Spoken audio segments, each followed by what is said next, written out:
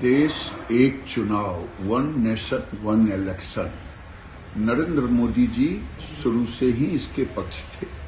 देश के सभी पूर्व चीफ जस्टिसों से चर्चा की गई, देश के मूर्धन्य नेताओं से, राजनीतिक दलों से चर्चा की गई, देश के हर चैम्बर ऑफ कॉमर्स से चर्चा की गई और आज अंततः कैबिनेट से मंजूरी हो गई। खड़गे की भाषा केवल विध्वंसक भाषा होती है, निगेटिव होती है।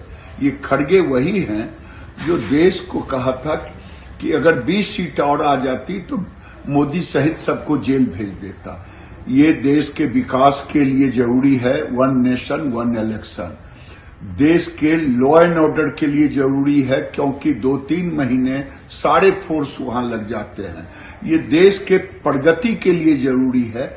और 1967 के पहले तो खड़गे बताएं ना, राहुल बताएं कि एक देश एक इलेक्शन होता था कि नहीं होता था, उसमें कौन सा नुकसान था? क्यों नहीं नेहरू उस समय इसको रोक दिया था?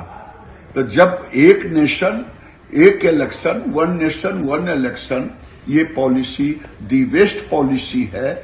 इसे पॉलिटिकल वेंडेटा के तहत कांग्रेस विरोध कर रही है या अपोजिशन, जो भी विरोध करेंगे।